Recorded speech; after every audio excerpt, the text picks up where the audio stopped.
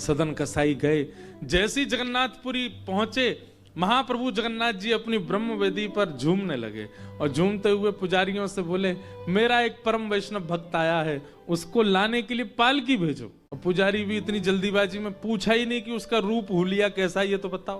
पालकी लेके दौड़े, हजारों दर्शनार्थी आ रहे जगन्नाथपुरी। पालकी लेकर के पुजारी जन बोले, भैया जगन्नाथ जी ने पालकी भिजवाई है, कोई उनका परम वैष्णव भक्त आया है, कृपा करके वो पालकी में बैठ जाए। अब ये बात कही तो महाराज पालकी में बैठने वालों की भीड़ लग गई वहां पे। सब अपने गिनाने लगे, बोले हम 2 लाख नाम जप रोज करते हैं, हमसे बड़ा वैष्णव कोई नहीं होगा। कोई कहने लगा हमने इतनी साधना करी है, इतना व्रत किया है, इतना नियम किया है। सब अपने क्रम गिनाने लगे।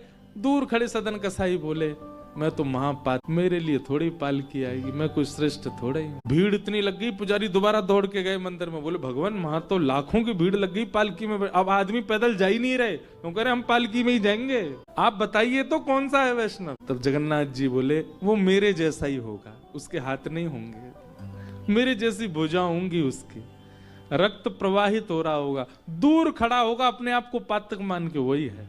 पुजारी जन जैसे ही दौड़ करके, मान लाखों की भीड़ खड़ी, दूर खड़े हैं बिना भुजा के सदन कसाई। पुजारी गए, बोले तुमको ही बुलाया जगन्नाथ जी ने। सदन कसाई इतना रोए पालकी में बैठते समय, बोले मेरे प्राण क्यों नहीं निकल रहे हैं। क्यों? क्योंकि मुझ जैसा अधम नहीं होगा इस संसार में, पर कृपानाथ की कृपा देखो, अभी भी चूक नहीं रहे हैं कोई कृपा करने में। और महाप्रभु जी के सामने जाकर के सदन कसाई ने जैसे ही दंडवत किया, ब्रह्म वेदी पर श्री जगन्नाथ जी ऐसे झूमने लगे। सदन कसाई को देख के आनंदित हो गए।